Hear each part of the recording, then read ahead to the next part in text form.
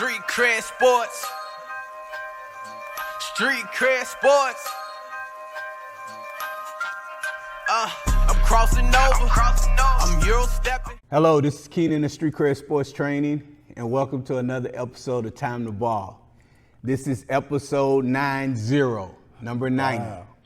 And I have a special guest that might not be special, but because he might be on this damn thing a lot more, Lee Williams. Introduce yourself, young man. How you guys doing? Lee Williams from SWBS Recruiting, and amongst other things. And so I'm a huge, number one, Time to Ball fan. I'm a huge Street Cred fan. I try to like everything they do, not just because, but because. So look, hope y'all are doing fine. This is a change. We're gonna see how this works. If this works out with us doing it here on video, this might be the new setup. This could be my new co-host coming forward. So we'll see how it works. I've been begging to co-host for a second. Man. Hopefully, hey, here's the thing, like it won't be a lot of love. I'm gonna try to argue with his ass. I'm gonna really try to argue with his ass. So we're gonna get down to things that interest me as well as Lee. First thing I just want to touch on, man, is the Lebron James, Stephen A. Smith beef. Man. All right, so for those of you who don't know, Stephen A. has been kind of critical of LeBron's son and LeBron James, right? So we kind of know the backstory. If you don't know, Bronny was at USC. He had what'd you say, it was a heart attack? He did have a heart attack. He did. Had a heart attack. Decided to cardiac arrest. Decided to go through his forego his sophomore season, enter the draft. Me personally, I felt like he should have stayed at least another year to work through that and work through things. But he went second round, got a guaranteed contract, which doesn't happen very often for second rounders. Absolutely. I thought it was too soon. Only thing I've been saying is like, look, man, I don't think he's ready just yet, you know, because it's a lot going on from the time he played high school. There are people who were saying like, yo, like he wasn't even, you know, like really that good in high school. He didn't have that wow factor. I thought he could play, but I thought he could have waited. So anyway, he goes, they get drafted. He plays a couple of, what would we say, nostalgic games, right? For sure. And Stephen A. Smith has been saying that he shouldn't be playing, right? So that caused issues. There was a game in which Stephen A. Smith was there in Los Angeles. LeBron walks up to him, chews him out. Stephen A. Smith talks about it. And then LeBron was on the Pat McAfee show yesterday. And he kind of went off on Stephen A. Smith. Absolutely. Absolutely. So then Stephen A. Smith comes and talks about it today. It's just been a mess, man. So it's kind of having that East Coast, West Coast vibe to me. Little bit. But you know, I've read between the lines. And so, you know, for me, it's always, and I really took me a long time to learn this. It's not what you say, it's how you say it. And so, you know, my thing on Bronny is that, you know, I don't mind that, hey, my dad is this ultimate superstar, so, you know, I get a chance to play with the Lakers just because he's my dad. I have no problem with that at all. No, I know whatsoever. Because that's done all over the place. Yes, and sir. Many businesses from NFL, NBA, a lot of, I mean, you see it all the time. And coaching specifically. Yes. You see it a lot. Yes. So I didn't have a problem with that per se. I didn't even have a problem where he was drafted. My only problem was kind of what Magic Johnson said, you know. Like I felt he should have started at the G League just because that's how you do it. You know, that's kind of how you earn your stripes.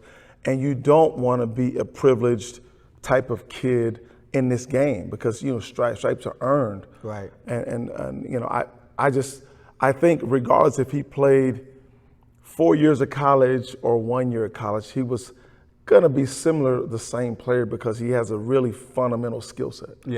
That does translate as people are seeing now.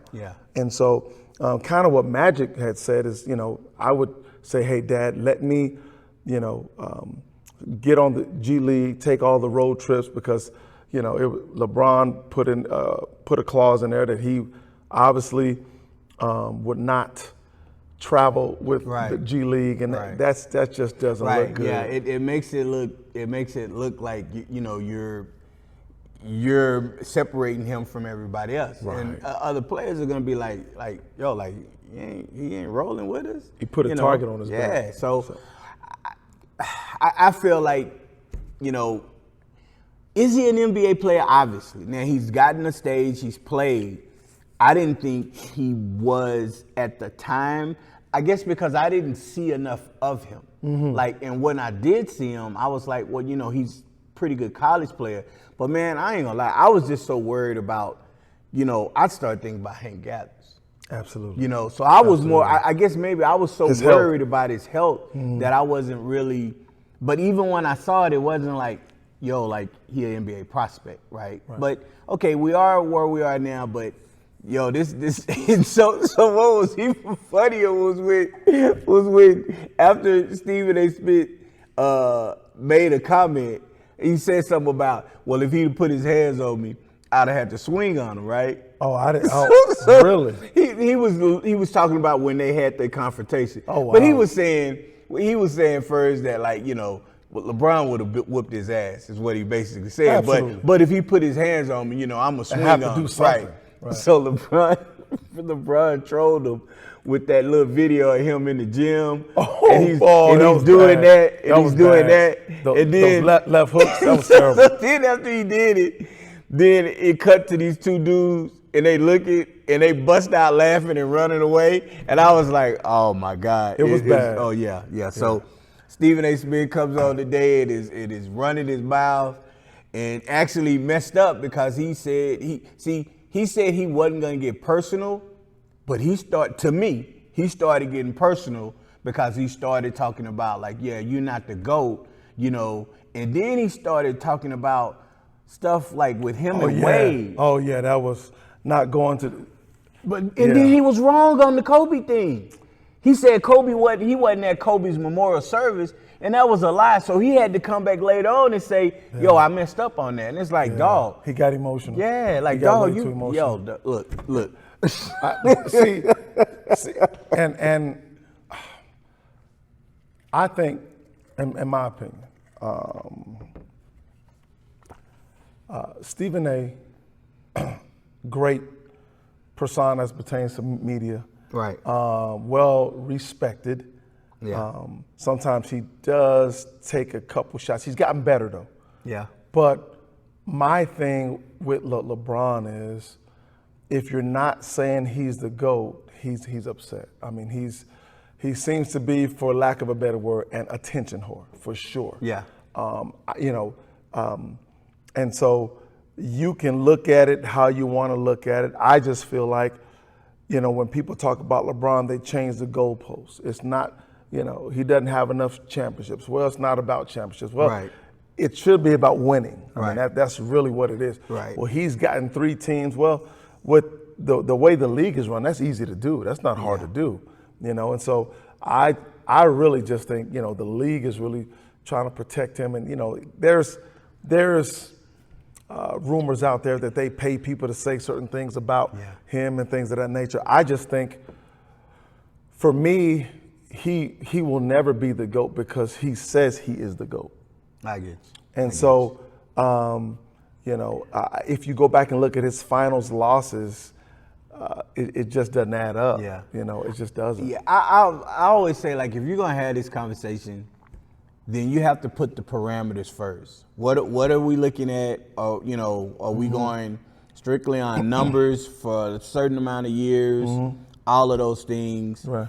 There are going to be some things that Mike, is ahead on, and there are going to be some things that LeBron is on. I've always said, to me, LeBron was a hybrid of Jordan and Magic. He was athletic. He's athletic like Jordan.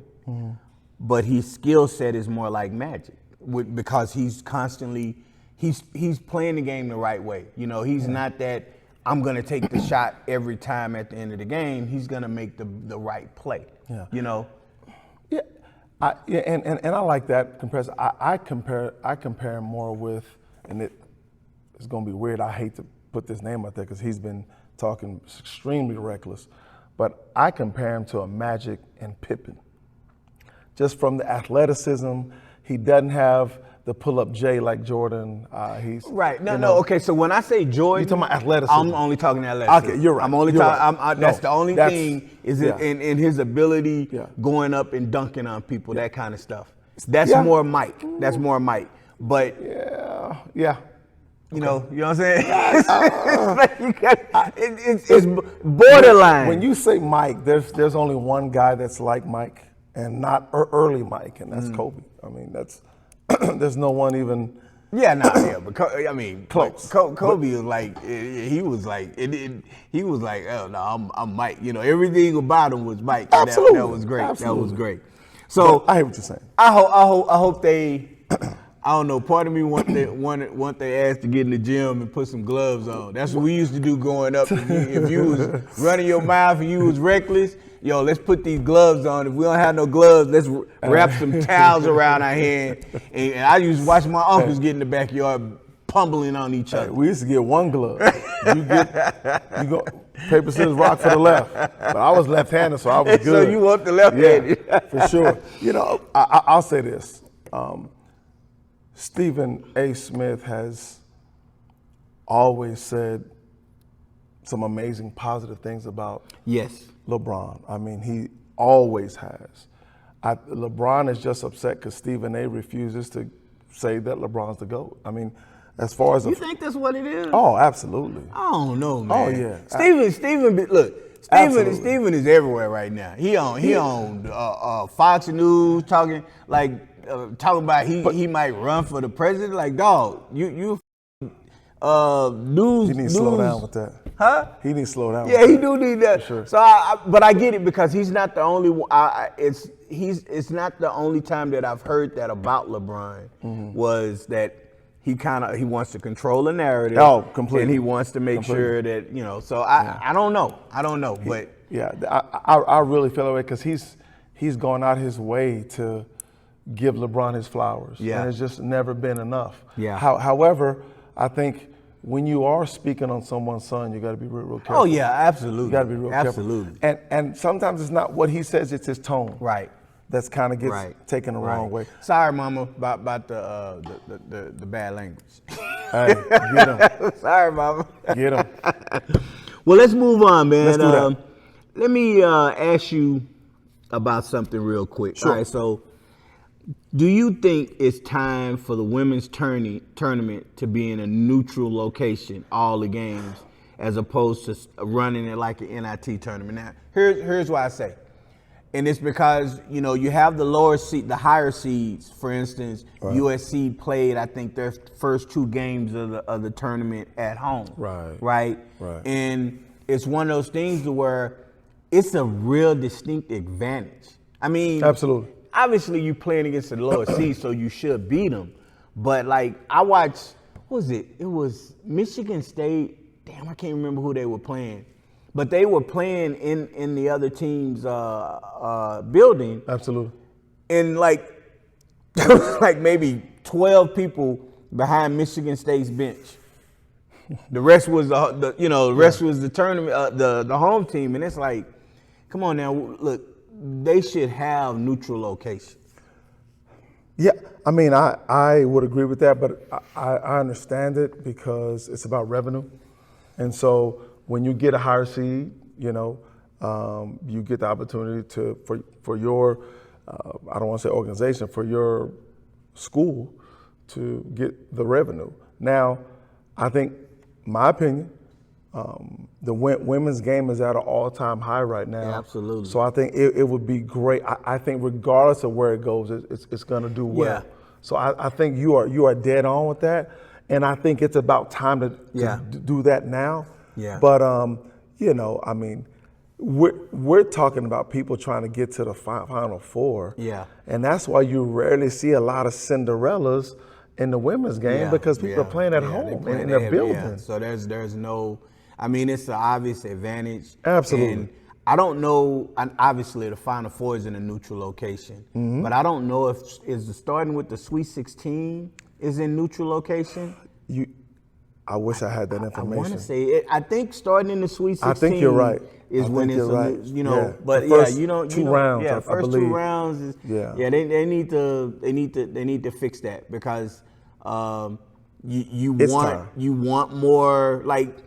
You want to grow the game. That's a great way to do it. You want a little bit more anticipation. Like, can that 1 seed beat that 16 seed? Right, Like in the within neutral the site. men's? Yeah, it's a neutral. Now, obviously, it's different in the women's league, but you know, you should have that. But yeah, that's kind of what I say. Now, I want to talk about Coach Will Wade. Yeah, absolutely. Okay, so Will Wade was a coach at Mcneese State. Okay, he leaves and he takes the job for NC State.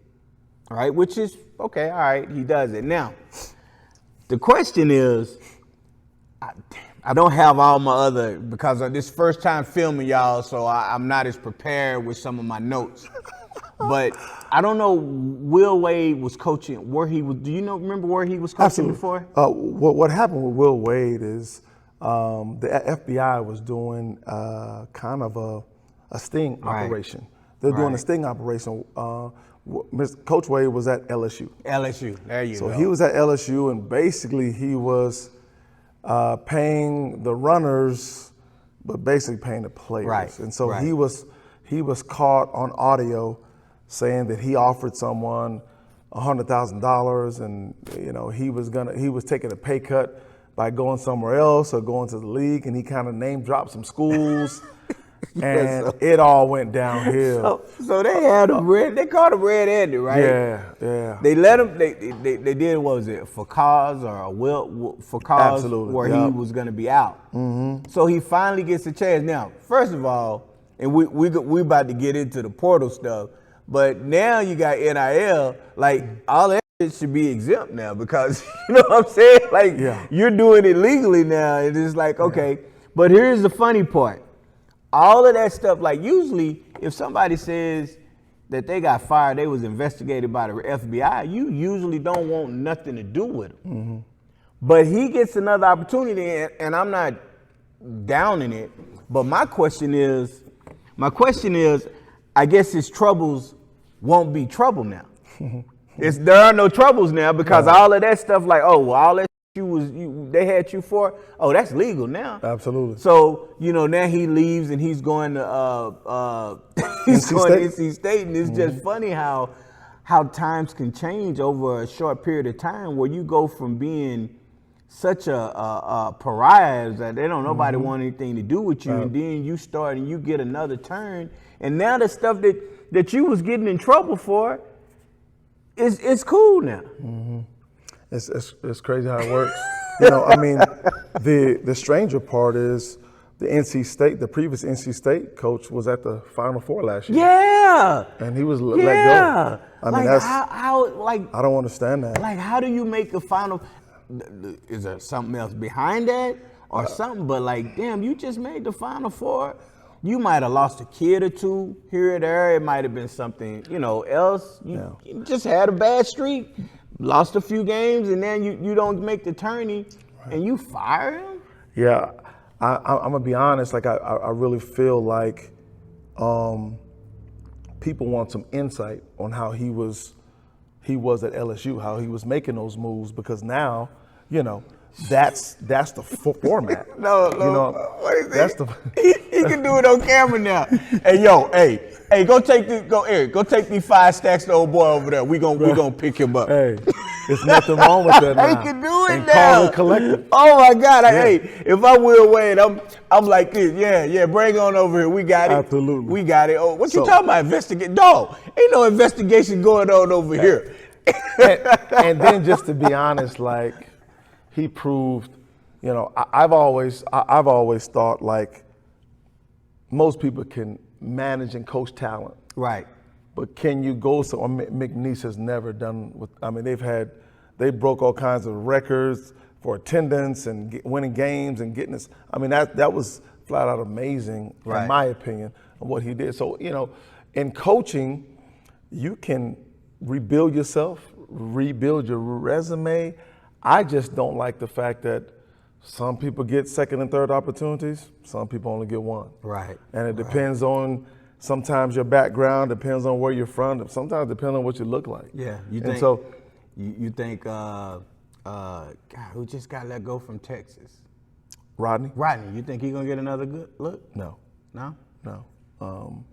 I don't. I mean, I think there's more specificity as far as what they're looking for, especially when you're dealing with alumni and boosters and things of that nature.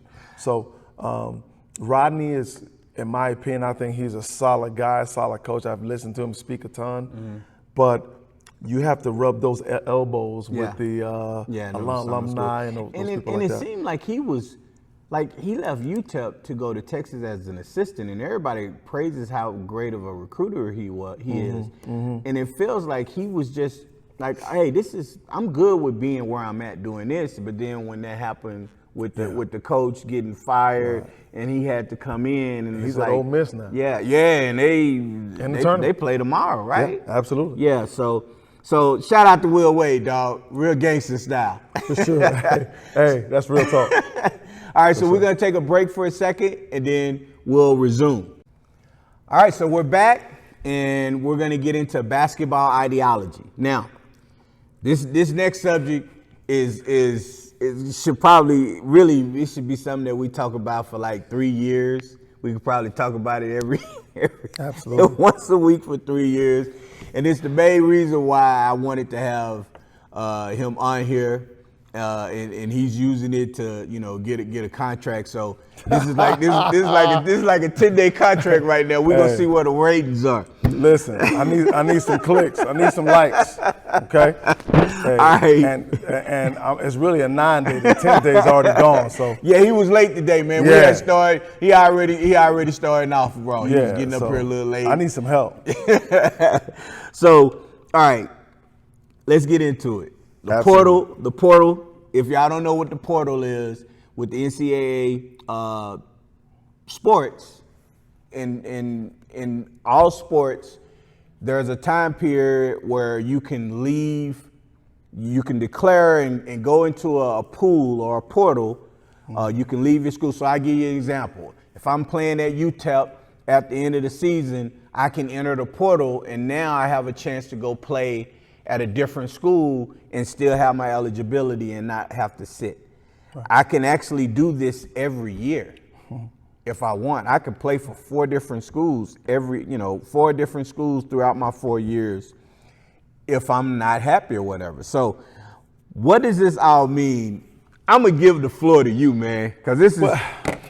I mean, man, it is the Wild Wild West, and so what it's done is the coaches that have been used to doing this for 20 and 25 years or over 30 years, they're out because it's just, I don't have a problem with the portal. I just think it needs to be tweaked a little bit. I think people are taking full advantage of it. At the same time, people say coaches can leave, but a lot of people really don't know what it all entails. And really it's just a database. So for example, if I want to leave and he's my coach, I don't have to tell you. Right. I just go to compliance. They send me an email. I type my name in, get my information, and my name goes in the portal. There was a gentleman from, I can't remember what school he was from. I apologize for not remembering that. 13 minutes after they lost, he was in the portal. Oh, yeah. Yeah, he was in the locker room saying he's in the portal. And a lot of these athletes have representation. Yeah. So, and I'll be honest, as far as SWBS, Southwest Basketball Showcase, we have clients that are in the portal right now, and what we try and do is really get that work done early before the portal was open. As far as the portal, you can get in the database whenever you want. However, it only opens up for a 45-day period. Yeah. And so that happened to be March 25th. Right. And so there's a lot of dealing before the portal opens. Yeah, and I know, was it Seth Greenberg or it was one of those coaches that was talking about it, and I agree that it should be moved. Like, you shouldn't be allowed. That was Calipari, I think. No. It was Seth. I can't think of his name. He used to coach, but he's always on the NCAA. It might be Greenberg. Yeah, Greenberg. Yeah. Mm-hmm. I agree with him. It should be moved to the day after the championship. I agree with that. You move it to there. Now, not just for players. A coach shouldn't be allowed to take a new job until that as well. Make it fair. Well, if they moved it, that would help. The problem is coaches are leaving early because the portal opens up early. Right, right. So like I'm saying, if you make it universal, like they're going to leave. You can do all the back channel stuff and have all those agreements. Right. Just don't let it be announced until afterwards, right? Agreed. You know, and then have that, because I remember like a couple of years ago, I was in Vegas for the Las Vegas Big Time. And Rod Strickland was there, and we were sitting down, and we got into an argument because my initial thought was, what I said initially was, I think if you go to a school and you're there, right? Let's say the coach was not as forthcoming with how he was running his program, whatever it is. It happens often. And now you get there and realize it's not the fit that you thought. Okay, you enter the portal, right? Now you need to do more due diligence. So now when you go to your next team, if you get in that next team and it doesn't work out, dog, if you leave, you got to sit out now. That was kind of how I was looking at it at that time, right? And then he was like, so what you gonna do about the coaches? You think coaches should be able to leave as well? I said, look, I think it should be fair both, right? But like we were arguing before I could even get that point out. Shout out to Rod Strickland. Rod Strickland. Shout out to Rod Strickland. Legend. But yeah, we had that disagreement, and I understood what he was saying, and I was trying to tell him, I was like, look, I agree with you. It needs to be balanced. If it's good for the kids, it should be good for the coaches.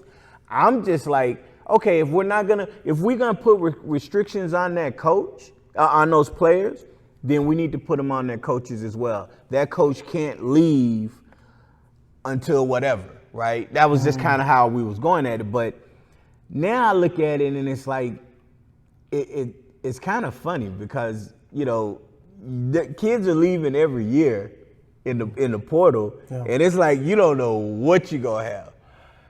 Yeah, I mean, I agree with that. I just think it's more so now than ever. It's really built on relationships. Yes. And if you look at Purdue, like their 5 starters started with the program. Right. You know, I mean, that's rare during these ages.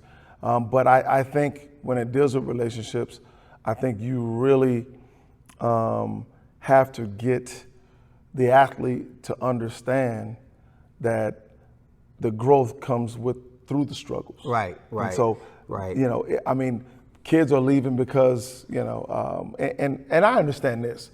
If you're the point guard, if you're a point guard, a high-level point guard, and I'm starting and you're coming in, obviously I've got to move now because obviously you're going to take those minutes. Right. And I've got to take a back seat, which I don't want to do. Yeah. And I know I can get somewhere else and play. Like, I understand those things. People getting drafted and so on and so forth. I just think there's, I don't want to say a large percentage, there is a percentage that really ruin it for everyone, if that makes sense. Yeah, I'm conflicted because part of me I want to compete. I want to be able, you know, to get in. Right. And it's like, but then I do get the understanding of, for me, it's if I go there, like if, you know, unless I'm the number 1 player in the nation, right, and the school wants me, I'm probably going to have the keys to the kingdom when I get there. I'm probably be able to play, you know, as much as I want, right? But it's, you know, the coach is saying you're going to get this and that. You obviously know that you're going to have to compete. But if you get there and you realize, yo, like, you were very untruthful with what you said and how you said it. Now it's time to go. Because I do know, and I've heard of this, that I know some coaches will try to recruit players that they actually don't have intention of playing, but it's just because they know a rival schools and trying to recruit them. And they just say, okay, we'll bring you here just to keep you out of there. So it's kind of, I guess it's every situation, but I do think that the culture seems to be now, and you see it even now in city leagues. I'm not playing enough, or I'm not starting, so I'm gonna go to this team. So it's the team hopping, and that's kind of how this looks. And that's where it starts. Yeah, I mean that's where it starts. I mean, typically, organizations that I deal with, like, if you're playing on this team, you're playing with us. Right. And this organization has lost some kids because this is their morals. This is what they believe in, and it's worked. And they're successful. And they've been successful for decades, and so. It's just about understanding how to buy in. But I just think when there's money involved, things change. Right. Like, if I'm at Ohio State and Cleveland State says, hey man, you making 1.5, I got 2.5. Right. I mean, who wouldn't go? Right. I mean, do you think there should be some type of, I know they're running it like a league. Do you think there should be some type of salary cap? I think so. Yeah. I think so. Yeah. Just from the standpoint of, the NCAA wants parity. They really do. And there has been a lot of parity because of the NIL and really collective. Right. There's only a few people getting NIL deals. Right, yeah. And that's the thing, is like you think that everybody's getting these multi-million-dollar deals, and it's not. And everybody understands the pecking order. If you're Cooper Flag, you pretty much know that you're going to have more money. If you're Juju, you know you're going to have more money. Right. Other players, they could get money, but they're not going to get that kind of money because they're not that type of player. Like Aaliyah Chavez signing with Oklahoma, she's going to get that kind of money. 1.5. Yeah. Okay. So she's got it. And the greatest thing is, especially on the women's side, it's much more of an incentive to stay 4 years. Absolutely. Because she's gonna make more in this first year with Oklahoma that she's probably gonna make contract wise in the WNBA. Absolutely. For her next 5, 6, 7 years. Absolutely. Now obviously they're gonna collect a bargain coming up. It's coming up. It's coming up, and they're gonna have to make a big decision. Yeah. Big decision, because they're gonna lose out on a lot of athletes. Yeah, that are like gonna stay. you got. Why would I leave? Why would I leave? Now on the men's side, it's different. Of course, right? absolutely. Now, unless you can say, look, you know what, you can get drafted. You might only make this. We're gonna be able to make up all of this. You're going to be able to make that and more in endorsements. Right. I get all of that, but you got to figure out how to do that, because I'm not leaving if that's $6 million for 4 years. And really on the men's side, a lot of the mindset is, hey, let me go early so I can get to that second contract faster. Right. Absolutely. That's what it is too. Absolutely. So I mean, you have to really have a team, a legitimate team who strategizes and does all those things, because there's some nuances that people don't know. Yeah. And if you go in there blinded, like you're losing millions of dollars. Yeah. So there is a strategy to it. So we're staying with the portal. Absolutely. And Rick Pitino had his soundbite, and he was talking about how he wasn't going to recruit any high school kids. He was just going to go in the portal. And you're hearing more and more coaches that are saying that. Oh, yeah. And it's like, if you're not a top 100, top 150 kid in the nation for your class, even at that, it's going to be harder now, I would say, to be given, a full ride or whatever, because coaches is just plug and play. Well, I mean, at the Division I level, it is, you have to be rock solid. And even if you are rock solid, like, it's depending on which team and depending on, I advise some kids, they're looking at the person's record. Oh, this team doesn't have a good record, I don't want to go there. I'm like, well, that's probably where you should go. Right. Because anybody with a good record, like they're getting guys, like Power 5s are getting Power 4 guys. Right. Who are defensive players of the year and things of that nature to come on their team. And so it is really tough for high school kids. I know this though, college coaches are getting really really bothered, annoyed by they call someone in the portal and the only thing they're talking about is money. Money, yeah. They're not talking about offense. Yeah. They're not talking about, and so they don't mind paying them the money, but you're getting the money before you even done anything. Right. And so you got one guy who sat on the bench until mid-year and tried to get in shape and then tried to play well to get to the next school. Right. To get the next so check. you can get some more money. Yeah. So. Now, do you think this, just not really off topic, but it's more with the NIL. Do you feel like if these kids get this contract, it should be tied to their performance and stuff? So let me give you a scenario.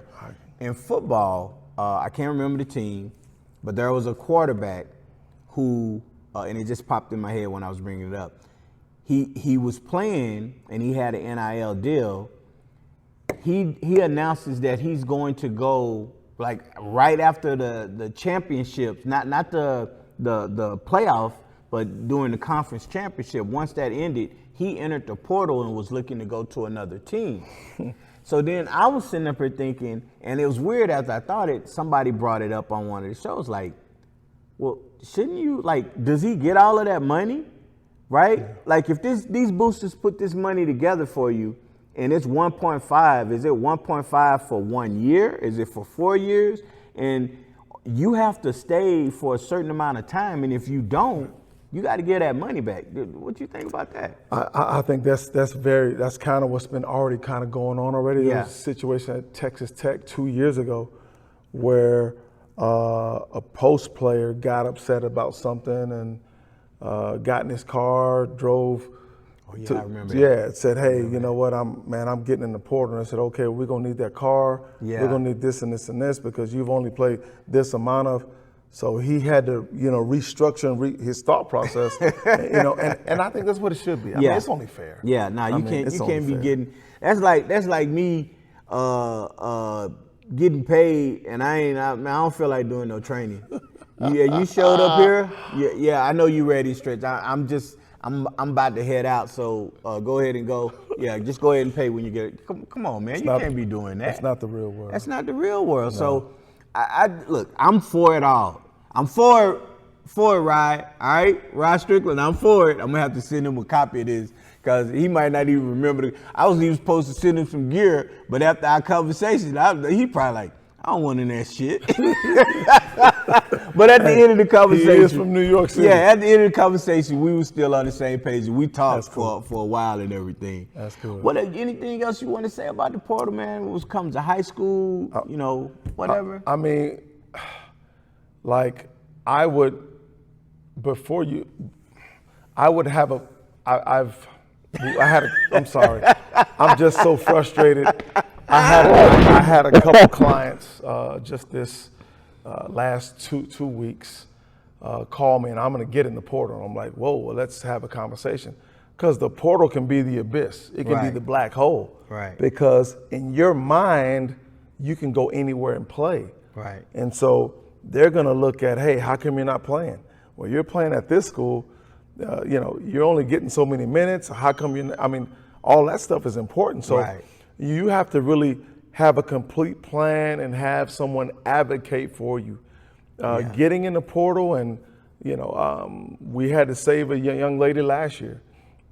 She got in the portal, was a D2 kid, got in the portal, was thinking she was gonna go D1 immediately, and so we had to get on a 3-way call with her JUCO coach, myself, and another JUCO coach that she played against.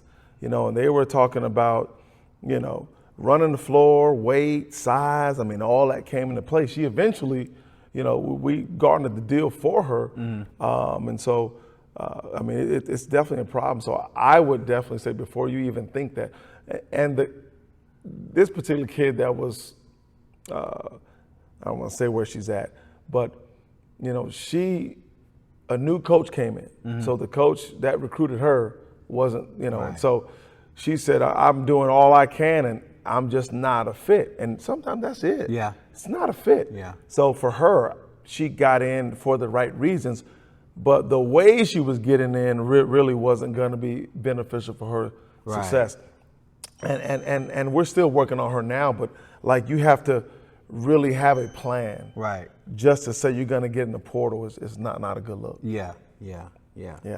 I mean, and then, you know, like we've got a client right now that they're pushing off mid-majors and going to this conference, and, you know, conference is going to pay, them, I believe it was between 40 to 70 a semester and stuff like that, or a year, whatever it was.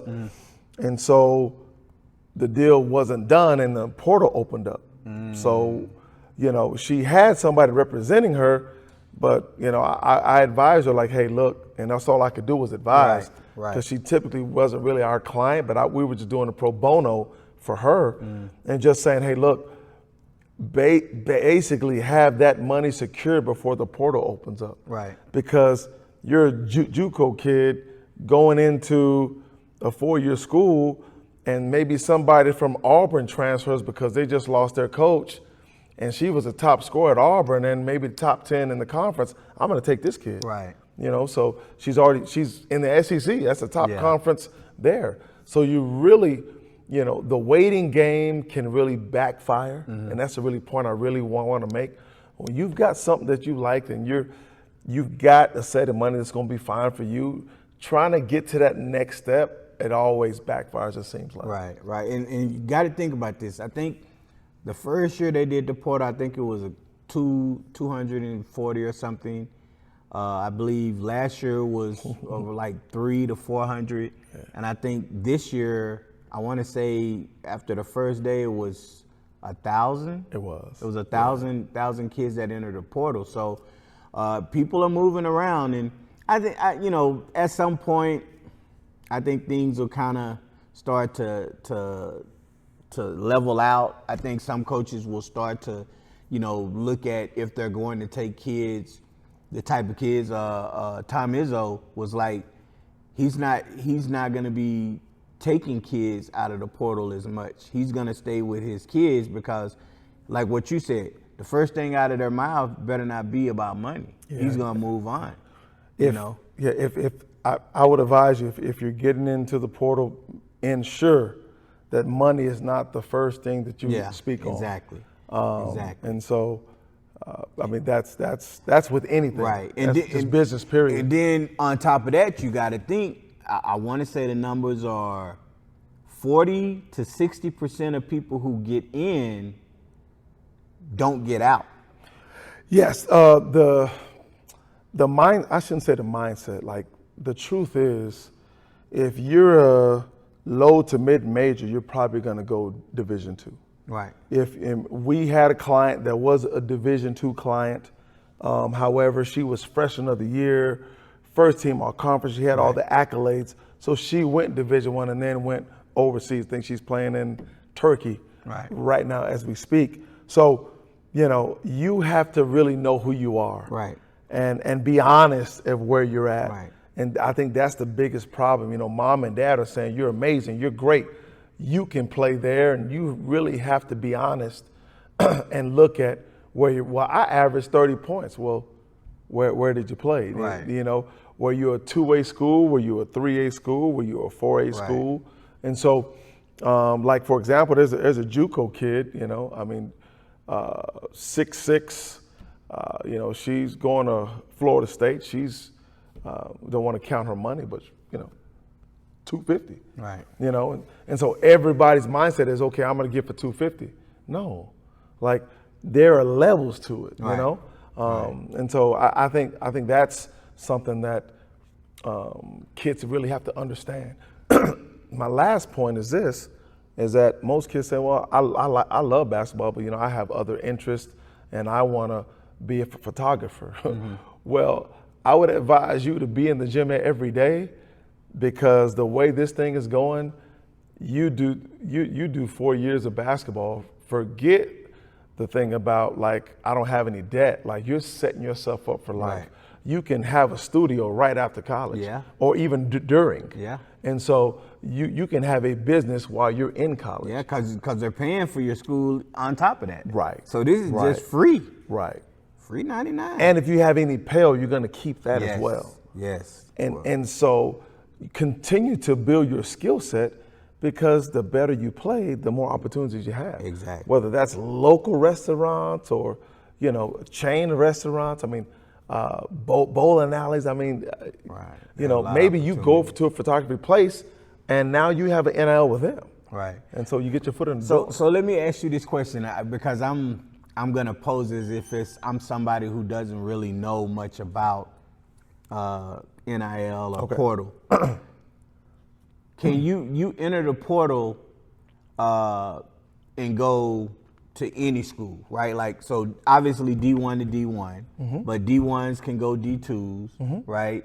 NAIAs can go, if they enter the portal, are there different portals? Okay, great question. So if you are a Division I player and you have to use the portal. Right. If you're a Division II player and you're going Division II, you do not have to use the portal. Right. If you're a 3, there's been Division III kids that go Division I. 3s, NAIAs, you definitely, and you want to go Division I, you have to use the portal. Right. That's the difference. Right. If you're going up to Division I, you must use, or if that's your goal, you must use the portal. Right. And so I would say really have those contacts. College athletes, if you don't have film of your games and people just look at your stats, that's going to be a problem. We have a young lady right now, one of our clients who's on the East Coast, didn't have very many minutes, stats. She got with the film coordinator or the video coordinator, shot some practice and shot some game film, and she just got an offer this morning. So Division I offer this morning, and she's got about 4 more that she might possibly get. So it's really about just understand how to really market yourself. Yeah. And then when they speak to you, that's the thing. Our thing was to advise her, hey, we're not going to talk money. And so when that comes, great, but that's not going to be the first 2 or 3 things that we speak on. Right. So. Well, I hope y'all enjoyed this conversation.